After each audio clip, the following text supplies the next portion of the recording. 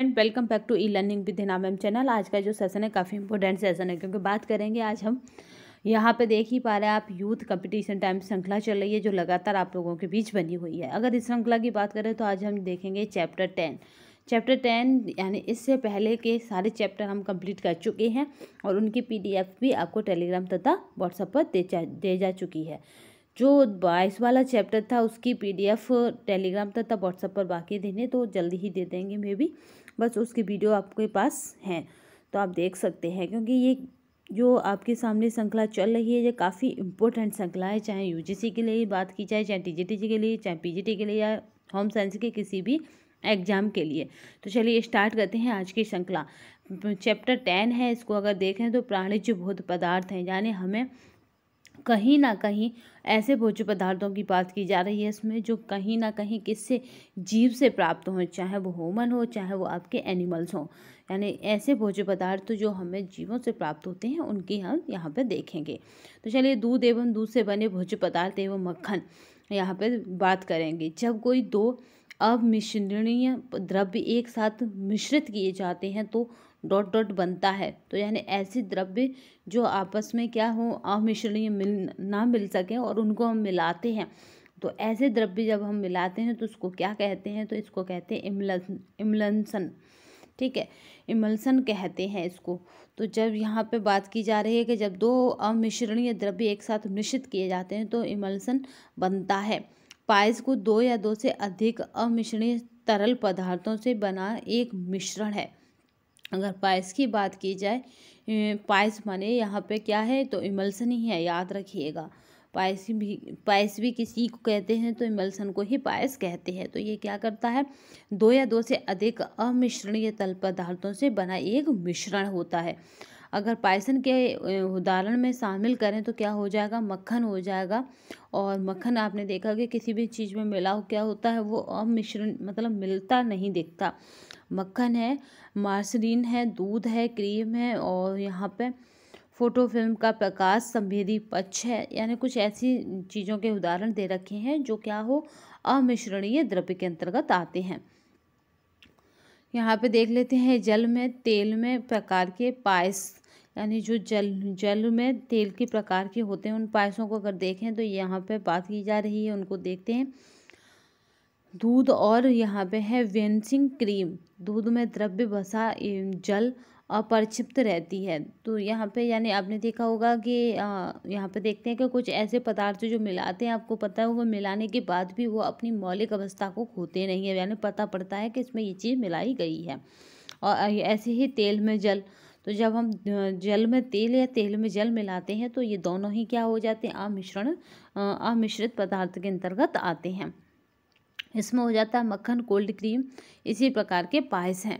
अब next question देखते हैं, दूध की किण्वन प्रक्रिया में कौन सा जीवाणु प्रयुक्त होता है। तो जो दूध की किण्वन प्रक्रिया होती है उसमें कौन सा है, तो स्ट्रेप्टोकोकस है।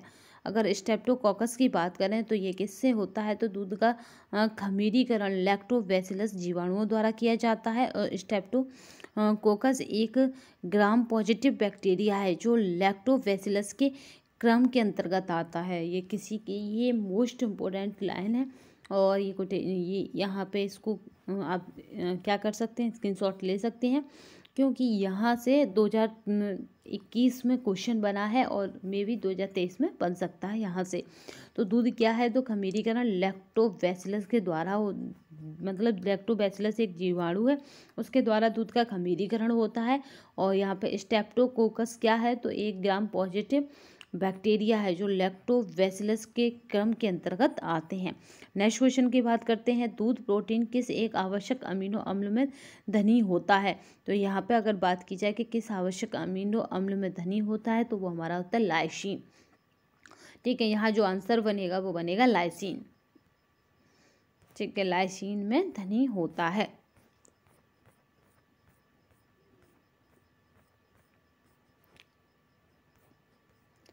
दूध क्या है, तो ये यहाँ पे पूर्ण भोज्य पदार्थ है जिसमें शारीरिक वृद्धि एवं विकास के लिए सभी आवश्यक पोषक तत्व उचित मात्रा में अनुपात में उपस्थित रहते हैं।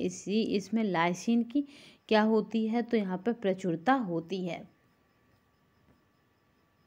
दूध एक जटिल रासायनिक पदार्थ है, इसीलिए इसको क्या कहते हैं, कॉम्प्लेक्स केमिकल कंपाउंड कहते हैं, जिसमें वसा पायस के रूप में है, केसिन, कैल्शियम और केसिनेट के रूप में है।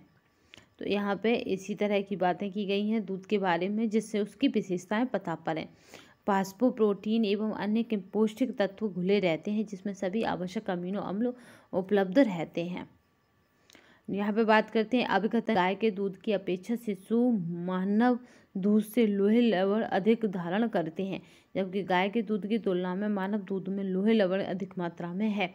तो यहाँ पे पूछा जा रहा है कि कौन सा कथन सही है या क्या गलत है स्टेटमेंट। तो यहाँ पे बात करते हैं ए सही है, परंतु आर गलत है, क्योंकि गाय के दूध की तुलना में मानव दूध में लोहे लवण की अधिक मात्रा होती है। ये चीज़, ये यानी कारण इसका गलत है, जबकि आपका अभिकथन सही है।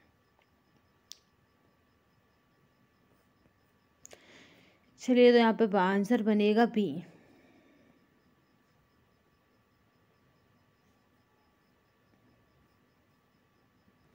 अगर बात की जाए मानव दूध की, तो इसमें क्या है, मौजूद आयरन गाय के दूध की तुलना में बेहतर अवशोषित होता है। यहाँ पे अवशोषण क्षमता बेहतर हो जाती है। मानव दूध में विटामिन सी और उच्च लैक्टोज का स्तर आयरन के अवशोषण में सहायता करता है। दूध का आइसो, यहाँ पे दूध की अगर बात की जाए तो यहाँ पे दूध का आइसो इलेक्ट्रिक बिंदु है। तो यहाँ पे दूध का आइसो इलेक्ट्रिक बिंदु क्या है, तो याद रखेंगे, मोस्ट इम्पोर्टेंट क्वेश्चन है ये। तो यह होता है 4.6, क्योंकि आप देख ही पा रहे होंगे कि ये किस में है। तो ये यूजीसी के 2 बार पूछा गया है और राजस्थान लेक्चरार ने 2 बार पूछा है। तो चलिए, यहाँ की अगर बात की जाए तो यहाँ पे पीएच जो होता है बिंदु, वह क्या है, पीएच, जिस पर दूध की घुलनशीलता निम्नवत होती है। याद रखेंगे 4.6 होती है। दूध की मिठास निम्न में से किसकी उपस्थिति से होती है, तो ये मोस्ट इम्पोर्टेंट है। तो यहाँ पे लैक्टोज की उपस्थिति के कारण हमें दूध में हल्की सी मिठास अनुभव होती है, जिससे कि कभी कभी बिना मीठे के भी हम दूध क्या कर लेते हैं, पी सकते हैं। लैक्टोज एक प्रकार की शर्करा है, जिसकी वजह से दूध में मिठास होता है, जो स्तनधारियों के दूध में स्वाभाविक रूप से पाई जाती है और दूध की कैलोरी का मुख्य स्रोत भी होती है। ये पीडीएफ आपको हमारे टेलीग्राम तथा व्हाट्सएप पर मिल जाएगी। अगर टेलीग्राम और व्हाट्सएप की लिंक की बात करें तो वो हमारे डिस्क्रिप्शन बॉक्स में मिल जाएगी। तो यहाँ पे केसिन को देख लेते हैं। तो केसिन कह रहा है स्तनधारियों के दूध में पाए जाने वाला फास्फोप्रोटीन है, जो कैल्शियम कैसिनेट के रूप में रहता है। लाइपेज की अगर बात करें तो यह क्या है, तो यह एंजाइम है जो वसाओं की हाइड्रोलिसिस में सहायक होता है। यह उत्प्रेरक की तरह कार्य करता है। अगर बात की जाए राइबोफ्लोविन की, तो यह विटामिन B2 का रासायनिक नाम है। इसकी कमी तंत्रिका संबंधी बीमारियों, अनीमिया और हृदय रोग से जुड़ी है। अगर बात करें नेक्स्ट क्वेश्चन की, तो नेक्स्ट क्वेश्चन है शुद्ध दूध का सापेक्षिक घनत्व होता है। मोस्ट इंपोर्टेंट क्वेश्चन है, जितनी बार कहा जाए उतनी बार तो सापेक्षिक घनत्व की बात करते हैं। तो यहाँ पर आंसर हो जाएगा 1.030 से 1.034 तक होता है। ठीक है, यहाँ पे बात कर लेते हैं 1 तो याद रखिएगा यहाँ पे जो वैल्यू बढ़ जाएगी, बस कितनी बढ़ जाएगी, तो 0.034 हो जाती है 0.030 से। ठीक है, दूध का सापेक्षिक घनत्व लैक्टोमीटर द्वारा ज्ञात किया जाता है। एक अच्छे किस्म के गाय के दूध का सापेक्षिक घनत्व कितना होता है, तो 1.030 होना चाहिए। अगर पूछा जाता है कि सापेक्षिक घनत्व कितना होता है, तो याद रखिएगा 1.030 होना चाहिए। दही का खट्टापन किस जीवाणु के कारण होता है, तो याद रखेंगे लैक्टोबैसिलस के कारण दही हमें खट्टा प्रतीत होता है या खट्टापन हो जाता है। दही का खट्टापन लैक्टोबैसिलस जीवाणु के कारण होता है। लैक्टोबैसिलस प्रजातियां प्रोबायोटिक्स यानी अच्छे बैक्टीरिया हैं, जो आमतौर पर मानव पाचन और मूत्र पथ में जाते हैं। इनका सेवन दस्त और आंत स्वास्थ्य के लिए किया जाता है। यह शरीर में भोजन को तोड़ने, पोषक और तत्वों को अवशोषित करने और खराब जीवों से लड़ने में मदद करते हैं, जो बीमारियों के कारण बन सकते हैं। नेक्स्ट क्वेश्चन देखते हैं। जिस दूध में इच्छित स्वाद के विकास के लिए सूक्ष्म जीवों को मिलाया जाता है वह होता है, तो यहाँ पे साद्र होता है। वह क्या होता है, तो साद्र होता है। दूध में मौजूद प्रमुख प्रोटीन कौन सा है? तो वह केसीन है। दूध में मौजूद प्रमुख प्रोटीन कौन सा है? तो केसीन है। केसीन एक प्रकार की फास्फोप्रोटीन है। इसका प्रोटीन उत्तम कोटि का होता है क्योंकि इसमें सभी आवश्यक अमीनो अम्ल उपलब्ध रहता है, परंतु सल्फर युक्त अमीनो अम्ल का अभाव रहता है। केसीन में कैल्शियम उपस्थित रहता है। केसीन के अमीनो अम्ल में ग्लूटामिक अम्ल सर्वाधिक मात्रा में विद्यमान रहता है। इसके अतिरिक्त अगर बात की जाए, ल्यूसीन, लाइसिन और अवेलिन आदि अमीनो अम्ल भी प्रचुर मात्रा में रहता है। नेक्स्ट बात करते हैं यहाँ पे दूध के उस अमिश्रण का नाम क्या है जो कि इसमें आयोडीन घोल मिलाकर निर्धारित किया जाता है? तो वह है स्टार्च।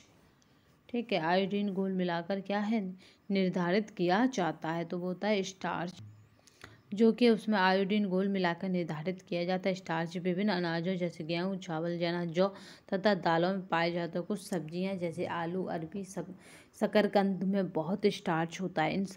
इन पदार्थों को पकाने से ये इस योग्य हो जाते हैं कि शरीर में इनका उपयोग हो सके। स्टार्च का पाचन मुंह में लार से आरंभ होता है, इसीलिए स्टार्च युक्त भोजन में खूब चबा चबा कर निगलना चाहिए। महाशय में भी स्टार्च का बहुत पाचन तो होता है, पर वहाँ उसके लिए बहुत कम समय मिलता है। तो इसलिए हमें क्या करना चाहिए कि मुंह के ही द्वारा स्टार्च पदार्थों को अधिक चबाना चाहिए, क्योंकि यह महाशय में अधिक समय तक नहीं रह पाता, इसलिए इसे वहाँ पर कम टाइम मिलता है। गाय के दूध की तुलना में माँ का दूध, तो याद रखेंगे माँ का दूध कैल्शियम से तो भरपूर होता है। यादें गाय के दूध की तुलना में, तो यहाँ पे कंपैरिजन करा जा रहा है दोनों के दूधों में, तो याद रखेंगे कैल्शियम से तो भरपूर होता है किंतु प्रोटीन से कम होता है।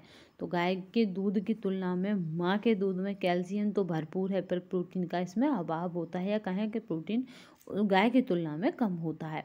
माता के दूध में गाय के दूध की अपेक्षा 3 गुना प्रोटीन कम होता है। अगर बात की जाए कितना कम होता है प्रोटीन, तो याद रखेंगे 3 गुना कम होता है। साथ ही इस प्रोटीन से जो दही बनता है वह अत्यंत छोटे कणों वाला, नरम, मुलायम एवं सुपाच्य होता है। दही भी किस तरह से बनता है? नरम बनता है, मुलायम बनता है तथा छोटे कणों वाला बनता है, तो इसलिए वो सुपाच्य होता है। आमतौर पर सामान्य वायुमंडलीय स्थितियों में मांस, मछली और दूध उत्पादों भंडारों कितना रखा जा सकता है? तो आमतौर पर रखा जा सकता है 1 से 2 दिन, क्योंकि इसमें कौन है, मांस है, उसको आप ज़्यादा लॉन्ग टाइम तक नहीं रख सकते। मछली, दूध, ऐसे तीनों ऐसे प्रोडक्ट हैं जिनको आप ज़्यादा समय तक नहीं रख सकते। तो इसमें क्या है, वायुमंडलीय स्थितियों में, सामान्य वायुमंडलीय स्थितियों में तो आपको ज़्यादा, सामान्य अगर वायुमंडलीय स्थितियों में रखते हैं तो इन्हें ज़्यादा देर तक नहीं रख सकते, 1 से 2 दिन तक।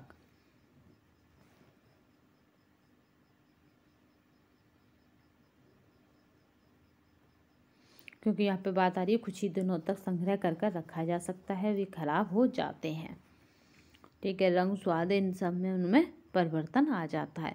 मानव दूध में वाइफाइट्स कारक क्या करता है? तो अगर बात की जाए कि ये कारक करता क्या है, तो याद रखेंगे जो ये क्या करता है, तो यहाँ पे अगर ऑप्शन की बात की जाए कि मानव दूध में वाइफाइट्स कारक क्या करता है, तो याद रखेंगे ई कोली और लैक्टोबैसिलस दोनों के विकास को रोकता है। ठीक है, बढ़ाता नहीं है, रोकता है। ये कब का है? तो ये DSSB 2014 का क्वेश्चन है। चलिए नेक्स्ट देखते हैं। ये PDF आपको मतलब टेलीग्राम तथा व्हाट्सएप पर मिल जाएगी। आज हमने चैप्टर 10 यानी चैप्टर 10 तक हमारा कंप्लीट हो चुका है। मानव दूध में वाइफाइट्स कारक ई कोली और लैक्टोबैसिलस दोनों के विकास को रोकता है। लैक्टोबैसिलस जीवाणु या लैक्टिक अम्ल द्वारा दूध में खमीरीकरण क्रिया द्वारा खमीरीकृत दूध तैयार किया जाता है। मथा हुआ दही, छाछ, मठा ही खमीरीकृत दूध होता है। यह दूध की अपेक्षा अधिक सुपाच्य होता है। बैक्टीरिया जो दूध को दही में परिवर्तित करता है, तो कौन सा बैक्टीरिया है? तो यहाँ पे याद रखते हैं लैक्टोबैसिलस। ठीक है, लैक्टोबैसिलस क्या है? दूध को दही में परिवर्तित करता है।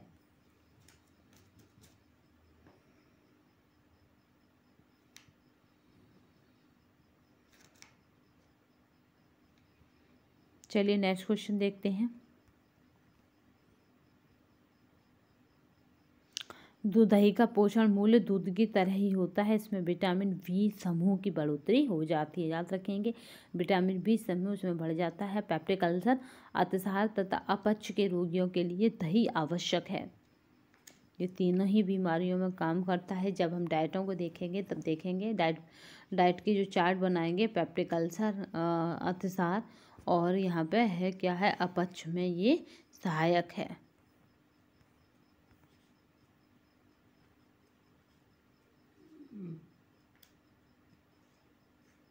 दूध का पाश्चुरीकृत किस तापमान पर किया जाता है? तो दूध का पाश्चुरीकरण 145 फ़ारेनहाइट पर किया जाता है। ये पूछा हुआ क्वेश्चन है और ये तापमान पर 30 मिनट तक किया जाता है, यानी 145 फ़ारेनहाइट पर क्या करेंगे हम, 30 मिनट तक इसे रखेंगे।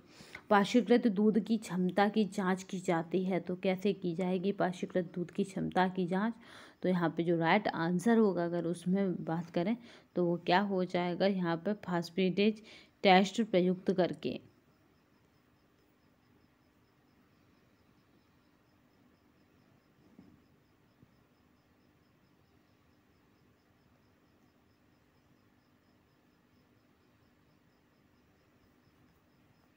डॉटेड प्रकार के दूध में केवल 0.05 से 0.1% वसा होती है। तो ऐसा कौन सा दूध है जिसमें इतनी लो लेवल की वसा पाई जाती है? तो स्किम दूध की अगर बात की जाए तो इसको आप सेपरेटा दूध भी बोलते हैं, ऐसे वसा रहित दूध भी बोलते हैं। मोटापा से पीड़ित या कहें ओवर वेटेज वाले व्यक्तियों का लिए इसको सेवन करने की सलाह दी जाती है। इसे क्रीम सेपरेटर में मक्खन निकाला जाता है। मक्खन निकल जाने के से इसमें वसा घुलनशील विटामिन, विशेष प्रकार का विटामिन ए की मात्रा कम हो जाती है। इस कारण वसा रहित दूध छोटे शिशुओं के लिए पोषण हेतु उपयुक्त नहीं होता है, परंतु मोटापा रोगियों, प्रौढ़ों एवं बड़े बच्चों के लिए उपयुक्त होता है।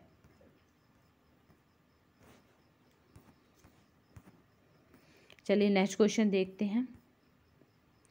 दूध का एक एक्सचेंज यानी खाद्य विनिमय प्रोटीन उपलब्ध कराता है। तो दूध का एक एक्सचेंज कितना देता है? तो 4 ग्राम देता है।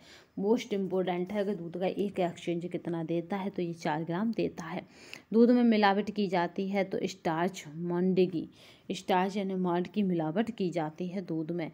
दूध पाश्चुरीकरण का HT/ST तरीका करा जाता है। तो HT/ST की अगर बात की जाएगी तो ये क्या हो जाएगा, H माने हायर, T माने टेम्परेचर, S माने शॉर्ट और T माने होता है टाइम मेथड। ठीक है, T माने होता है टाइम मेथड। तो ये कितना हो जाएगा, तो याद रखिएगा ये 72 सेंटीग्रेड पर 15 सेकंड के लिए होता है।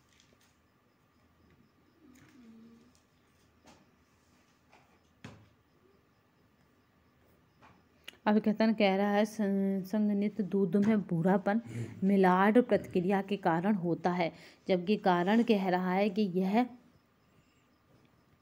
चलिए यहाँ पे बात कर लेते हैं अपघटन की। अपघटन कह रहा है संघनित दूध में भूरापन मिलार्ड प्रतिक्रिया के कारण होता है, जबकि कारण कह रहा है यह रिड्यूसिंग शर्करा व वसा के बीच होने वाली प्रतिक्रिया से होता है। तो चलिए यहाँ पे देख लेते हैं। तो यहाँ पे जो राइट आंसर बनेगा वो क्या है, ए सही है लेकिन आर गलत है। यानी संघनित दूध में भूरापन मिलार्ड प्रतिक्रिया के कारण होता है, ये बात सही है। मिलार्ड प्रतिक्रिया अमीनो समूह और कार्बनिक समूह के बीच एक रासायनिक प्रतिक्रिया है। दूध को जब लंबे समय तक गर्म किया जाता है तो उसमें उपस्थित लैक्टोज प्रोटीन के मुक्त अमीनो एसिड के साथ प्रतिक्रिया करता है, जिसके कारण दूध में भूरापन उत्पन्न हो जाता है। दूध के पाउडर के उत्पादन में आने वाली प्रक्रियाओं को सही क्रम में लगाइए। तो जब आप दूध उत्पादन करेंगे तो उसमें आने वाली जो प्रक्रिया होगी उसका सही क्रम अगर देखा जाए तो क्या हो जाएगा, तो पहला जो बात की जाएगी, पहला जो क्रम बनेगा क्लेरिफिकेशन। ठीक है, दूसरा जो बनेगा वो क्या है, बसा को अलग करना। तीसरा जो क्रम बनेगा वो हो जाएगा यहाँ पे पाश्चुराइजेशन। और चौथा जो क्रम बनेगा वो बनेगा यहाँ पे इवोपोरेशन। और इवोपोरेशन के बाद फिर यहाँ पे रहेगा रोलर ड्राइंग। रोलर ड्राइंग के बाद जो नेक्स्ट बनेगा वो हो जाएगा मिलिंग, और मिलिंग के बाद जो रहेगा फिर रहेगा देन पैकिंग। तो इस तरह से आपको पैकिंग वाला दूध मिलता है। इस तरह प्रोसेस उसके साथ होता है। दूध के पाउडर के उत्पादन में आने वाली प्रक्रियाओं को सही क्रम में लगाइए। तो जो आपके पास पाउडर आता है दूध का, वो इस तरह से बनने के बाद उसको पैक किया जाता है। तो यहाँ पे जो कोट बनेगी वो क्या बनेगी, यहाँ पे कोट, तो यहाँ पे जो कोट बनेगी अगर उसको देखा जाए तो वो बनेगी डी। ठीक है, सबसे पहले क्लेरिफिकेशन करते हैं।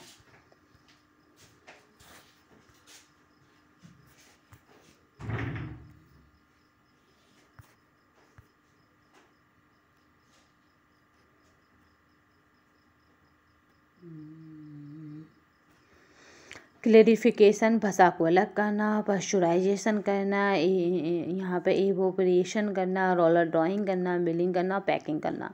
चीज़ बनाने की प्रक्रिया को सही क्रम में लगाइए। जो चीज़ होती है यानी पनीर होता है उसको कैसे बनाते हैं उसकी प्रक्रिया को सही क्रम में लगाना है यहाँ पे। तो सबसे पहले पश्चरीकरण करना, तो फिर पश्चरीकरण करने के बाद फिर हम क्या करेंगे, तो कि दही, फिर पश्चरीकरण के बाद जो रहता है वो रहता है दही जमाना। दही जमाने के बाद क्या रहता है, सैडर रहता है। ठीक है, यहाँ पे देखते हैं कि ऑप्शन कहाँ सेट हो रहा है। तो तीसरा पहला पश्चरीकरण, फिर दही जमाना, फिर सैडर। तो फिर जो हो जाता है वो हो जाता है सैडर। तो यहाँ देखते हैं ऑप्शन कौन सा बनेगा। तो ऑप्शन बनेगा सी।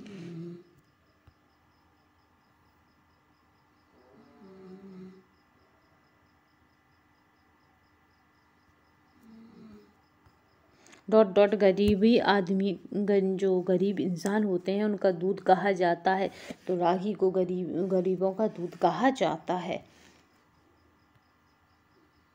और गरीबों का काजू कैसे कहा जाता है ये आप हमें कमेंट बॉक्स में बताएंगे।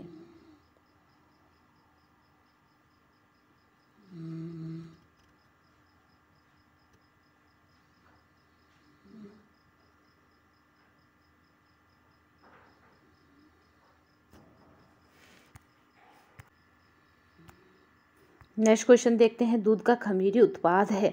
तो दूध का जो खमीरी उत्पाद होता है वो पनीर होता है। ये देख ही चुके हम। गरीबों का जो कहा जाता है, गरीबों का दूध कहा जाता है और रागी को कहा जाता है। गरीबों का काजू किसको कहा जाता है ये कमेंट बॉक्स में बताएंगे। जब दूध में यह डाला जाए तो कैल्शियम में समृद्ध पनीर प्राप्त होता है। तो क्या डाला जाए दूध में तब ये प्राप्त होता है, तो याद रखेंगे सिट्रिक एसिड डाला जाता है।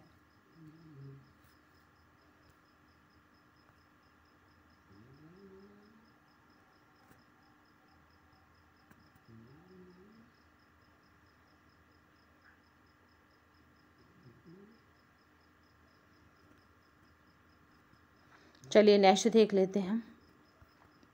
यहाँ पर कैल्शियम का समृद्ध पनीर प्राप्त, जब दूध में यह डाला जाता है तो याद रखिए सैट्रिक एसिड।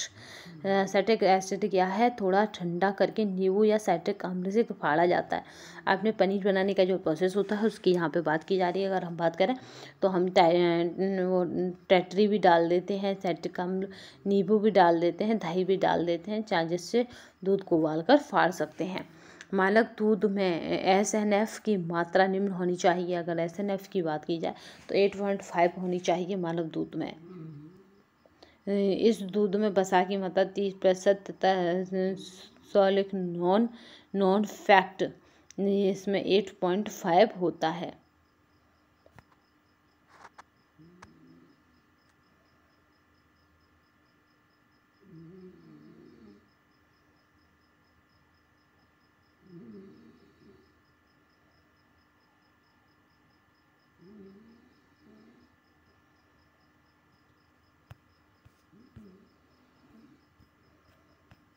चलिए यहाँ पे अभिकथन और कारण।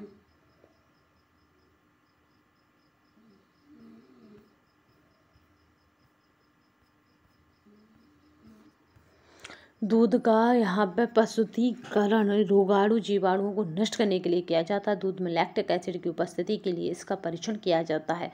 तो में भी यहाँ पे कारणों कथन की बात की जा रही है। अगर कारण कथन को देखा जाए तो यहाँ पे ए सत्य है परंतु आर असत्य है।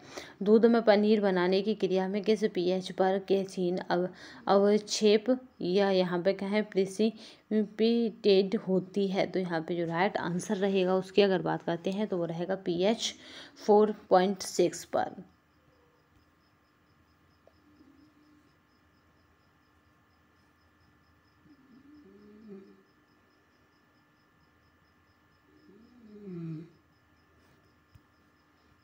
दूध में पनीर बनाने की क्रिया में 4.6 पीएच पर केसीन यहाँ पे प्रेसिपिटेट होती है। दूध को उबालकर इसे थोड़ा ठंडा करके नींबू या साइट्रिक अम्ल से फाड़ दिया जाता है। ये प्रोसेस आप सबको पता ही है।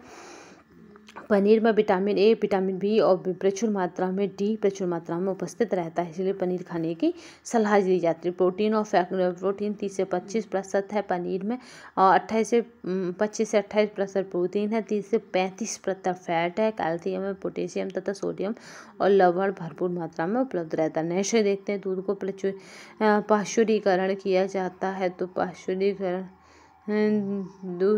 दूध का पाश्चुरीकरण किया जाता है। तो यह राइट आंसर बनेगा वो क्या बनेगा, सूक्ष्म जीवाणुओं को मारने से तो दूध को लंबे समय तक यहाँ पे संरक्षित करने के लिए।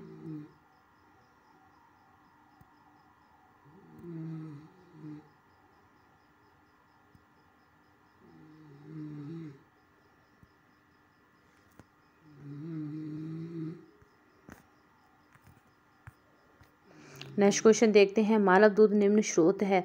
तो मानव दूध क्या है, तो लोहे का इसमें निम्न का मतलब है, मतलब लो चीज़ क्या पाई जाती है मानव दूध में, प्रोटीन, विटामिन के और विटामिन। तो याद रखिएगा मानव दूध में लोहे का अभाव या लोहे का निम्न स्तर होता है। निम्न स्तर यानी लो लेवल होता है। मानव शरीर में शर्करा, प्रोटीन, कार्बोहाइड्रेट तथा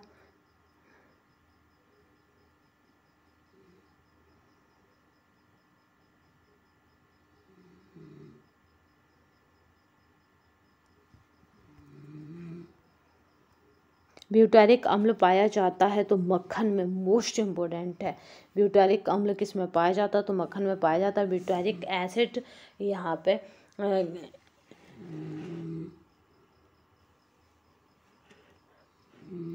याल्यूटेनोइक एसिड तंतुओं एवं कुछ वनस्पतिक तेलों से एस्टर के रूप में पाए जाने वाला एक अवश्य अम्ल है।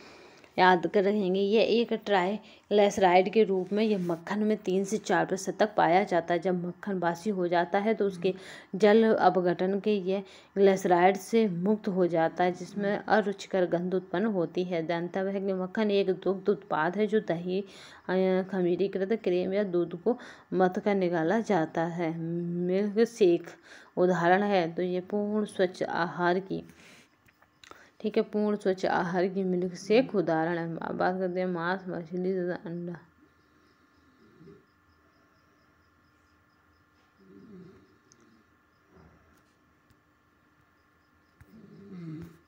चलिए नेक्स्ट देखते हैं। अब देखेंगे मांस, मछली तथा अंडे की बात करेंगे। बी ऑप्शन है यहाँ पे। मिल्क शेक उदाहरण है, तो याद रखेंगे पूर्ण स्वच्छ आहार है मिल्क शेक। मिल्क शेक का मतलब होता है मिल्क में जैसे आपने फल फ्रूट चाट मिला दी और उसको चला दिया तो वो क्या होगा, केवल लिक्विड डाइट में हो जाएगा। केले का शेक बना दिया। चलिए मांस लाल रंग का, ये यहाँ पे बात करें या मांस का लाल रंग निम्न में से किसके कारण होता है, तो मांस और मांस से मायोग्लोबिन के कारण क्या है, मांस का लाल रंग होता है।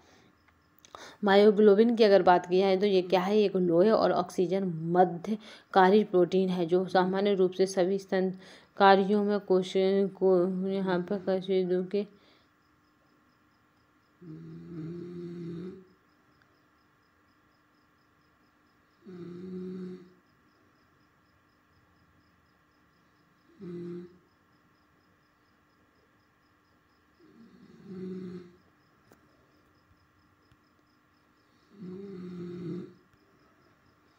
ऑक्सीजन बाध्यकारी प्रोटीन है जो सामान्य रूप से सभी स्तनधारियों में कशेरुक मांसपेशियों के टुकड़ों में पाया जाता है। यह हीमोग्लोबिन से संबंधित है जो रक्त में लोहा एवं ऑक्सीजन बाध्यकारी प्रोटीन है, विशेष रूप से लाल रंग की कोशिकाओं में है। अंडे में बायोटीन के साथ पाई जाने वाली प्रोटीन का नाम है, तो यहाँ पे जो नाम होगा उसकी अगर बात की जाए तो यहाँ पे नाम जो बनेगा उसे देख लेते हैं कि क्या नाम बनेगा। तो यहाँ पे जो PDF है आपको हमारे टेलीग्राम तथा व्हाट्सएप पर मिल जाएगी। अंडे में बायोटीन के साथ पाए जाने प्रोटीन का नाम है, तो याद रखेंगे एविडिन। ठीक है, एविडिन क्या है? अंडे में पाए जाने वाले प्रोटीन का नाम है। अंडे के सफेद भाग में एविडिन उपस्थित रहता है जो बायोटीन के साथ जुड़कर उसे अक्रियाशील बनाता है। अंडे को पकाने पर ताप के प्रभाव से एविडिन डिनेचर्ड हो जाता है तथा बायोटीन मुक्त होकर व्यक्ति को उपलब्ध हो जाता है। इसलिए अंडे को उबालकर ही प्रयोग करना चाहिए। मुर्गी के अंडे डॉट का ग्राम प्रोटीन होता है, तो यहाँ पे जो राइट आंसर रहेगा वो क्या रहेगा? तो ये 13.3 ग्राम प्रोटीन होता है मुर्गे के अंडे में। मोस्ट इम्पोर्टेंट है ये। अगर बात की जाए मुर्गे के अंडे की, तो एक अंडे का वजन 40 से 50 ग्राम होता है। इसमें 30% अंडे की जर्दी और 58% अंडे की सफेदी तथा 12% अंडे का बाह्य आवरण होता है। संपूर्ण अंडे में 12 से 14% होता है। प्रोटीन क्या है? संपूर्ण अंडे में कितना है? 12 से 14% होता है। अंडे के सफेद भाग में 10 से 12% प्रोटीन होता है। इसका मुख्य प्रोटीन एल्बुमिन होता है। अंडे की प्रोटीन निम्नानुसार है। ओवलन यहाँ पे ब्यूमिन, यह एक सफ़ेद भाग में पाया जाता है। ओवल ग्लोब्यूलिन और कान एल्बुमिन और ओवो म्यूसिन और एविडिन और यहाँ पे है ओवा म्यूकोड आदि।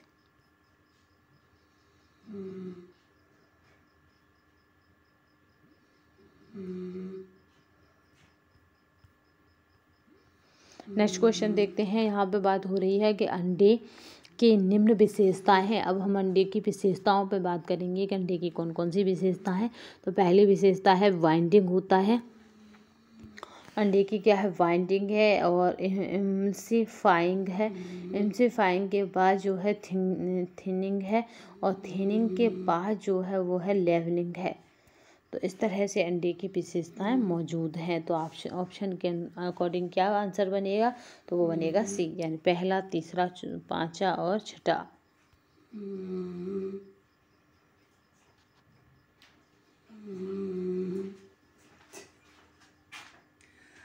बच्चे सो रहे हैं क्लास में। निम्न पाक क्रियाओं में अंडे का योगदान है, तो कौन कौन सा अंडे का योगदान है उसे देख लेते हैं यहाँ पे। तो पहले अगर बात की जाएगी कि क्या है, तो पहला होता है यहाँ पे, पहला क्या हो जाएगा? तो स्थायीकरण हो जाएगा। स्थायीकरण के बाद पायसीकरण हो जाता है। पायसीकरण के बाद विशुद्धिकरण हो जाता है। तो ऑप्शन बनेगा सी।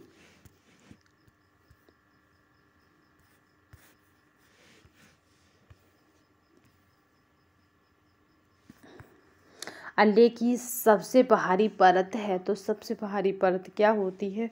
कोरोना रेडिएटा होती है। कोरोना रेडिएटा क्या है? अंडे की सबसे बाहरी परत है।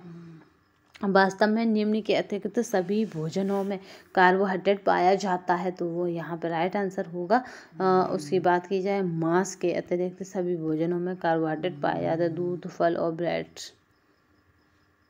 क्योंकि मांस क्या है? प्रोटीन का अच्छा स्रोत है।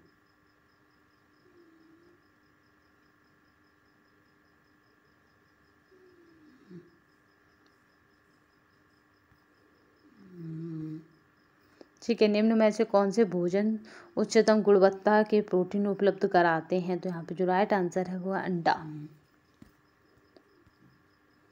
अंडे की प्रोटीन में उच्चतम गुणवत्ता यानी बायोलॉजिकल वैल्यू 96 होती है। अंडे में 12 से 14% प्रोटीन होता है। इसमें सभी आवश्यक अमीनो अम्ल उपस्थित होते हैं। अंडे के छिलके की संरक्षण आवरण निम्न है, तो यहाँ पे जो राइट आंसर रहेगा उसकी अगर बात की जाए तो वो क्यूटिकल है। क्यूटिकल क्या है? संरक्षण आवरण है। अंडे के छिलके का संरक्षण आवरण कैल्शियम क्या है? कार्बोनेट है, जिसको कहते हैं CaCO3 का बना होता है। अंडे का बाह्य आवरण, जिसे छिलका यानी एग शेल के भी कहते हैं, यह काफी दृढ़, कड़ा, अर्ध पारदर्शक, संरद्र एवं कठोर होता है। यह मुख्यतः क्यूटिकल का बना होता है। यह अंडे की सभी अंडों की सुरक्षा क्या करता है तथा अंडे में जीव को विकसित करने में अप्रत्यक्ष रूप से मदद करता है। नेक्स्ट क्वेश्चन चलते हैं। मेयोनेज में डॉट डॉट पाइसीकरण का प्रयोग होता है, तो यहाँ पे रहेगा लेसिथिन। लेसिथिन की बात की जाए तो यहाँ पे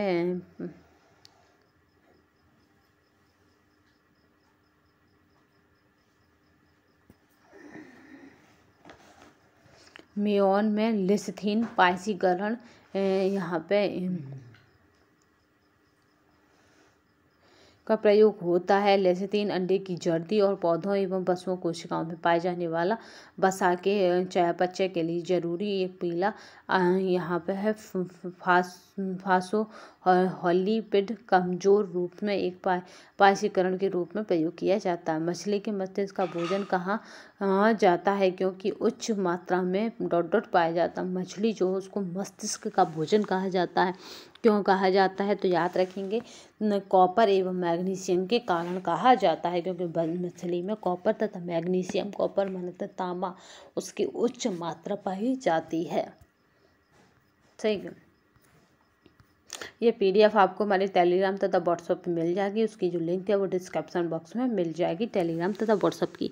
मछली को मस्तिष्क का भोजन कहा जाता है क्योंकि उसमें उच्च मात्रा में तांबा यानी कॉपर, मैग्नीशियम पाया जाता है। मछली में प्रोटीन कितना, मछली में अगर प्रोटीन की बात की जाए तो ये 15 से 20% होता है। वसा इसमें 2 से 20% होती है। मछली विटामिन D तथा A का उत्कृष्ट साधन होता है। अगर विटामिन D और A की आपको भरपूर मात्रा चाहिए तो आप क्या करें, मछली का सेवन कर सकते हैं। अंडे में सभी पोषक तत्व होते हैं, इसे छोड़कर, तो किसे छोड़कर, तो कार्बोहाइड्रेट को छोड़कर, यानी हमें अंडे में कार्बोहाइड्रेट नहीं मिलता, बाद बाकी एविडीन, बायोटीन और राइबोफ्लोविन मिलता है। जैविक मूल्य वाला भोज्य पदार्थ भी अंडे को कहते हैं। यहाँ पे क्या करना है, हमें मैचिंग करनी है। अगर मैचिंग की बात की जाए तो यहाँ पे ल्यूकोसिन किस में होता है, तो ल्यूकोसिन किस में होगा, तो गेहूं में होगा। मायो एल्बुमिन की अगर बात की जाए तो ये किस में होता है, मायो एल्बुमिन तो मांसपेशी में होता है। लैक्टे एल्बुमिन की बात करते हैं तो लैक्टे एल्बुमिन लाला किससे, दूध से चुप हो जाता है, तो ये किस में होगा, दूध में होगा। अगर बात की जाए सीरम एल्युमिनियम, तो सीरम एल्युमिनियम किस चाहिए, तो सीरम एल्युमिनियम की बात की जाएगी तो ये अंडे का सफ़ेद भाग है। तो इस तरह से जो कोड बनेगी वो हमारी क्या बनेगी, तो वो बनेगी B।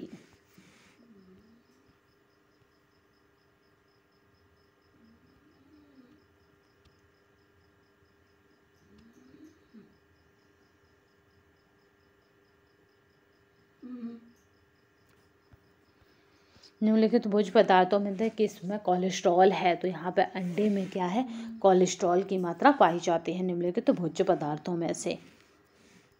कोलेस्ट्रॉल लेवल से उत्पन्न होने वाला एक मोम जैसा पदार्थ होता है। स्वस्थ व्यक्ति को एक निश्चित मात्रा में कोलेस्ट्रॉल की ज़रूरत होती है, परंतु इसकी अधिक मात्रा शरीर में हार्ट ब्लॉकेज, दिल का दौरा और हृदय संबंधी अन्य बीमारियों में जन्म देता है। हरी पत्तेदार सब्जियां, चावल तथा मूंगफली में कोलेस्ट्रॉल नगण्य रूप से, जबकि अंडे की जर्दी में किसी भी अन्य खाद्य पदार्थ से ज़्यादा कोलेस्ट्रॉल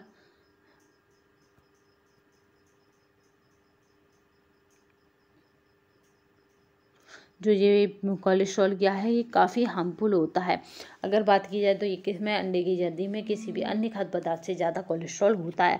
औसतन एक अंडे में कितना है, तो 250 मिलीग्राम कोलेस्ट्रॉल पाया जाता है। याद रखेंगे, कोलेस्ट्रॉल अन्य खाद्य पदार्थों की तुलना में अंडे में सबसे अधिक होता है। तो आज हमने अपना जो टॉपिक था यानी चैप्टर था, चैप्टर 10, उसको कंप्लीट कर लिया। उसमें अगर टॉपिक की बात की जाए तो वो था प्राणिज भोज्य पदार्थ, क्योंकि ये प्राणिज भोज्य पदार्थों से हर बार ये क्वेश्चन बनता है, चाहे वो आप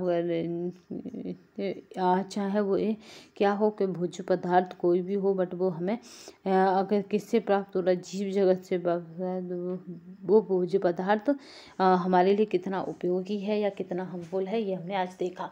तो चलिए आज के सेशन में बस इतना ही। नेक्स्ट सेशन में फिर मिलेंगे, तब तक के लिए धन्यवाद। वंदे मातरम, जय हिंद। ये जो श्रृंखला है या ये PDF आपको हमारी टेलीग्राम तथा व्हाट्सएप पर मिल जाएगी। तो चलिए आज के लिए बस इतना ही, धन्यवाद।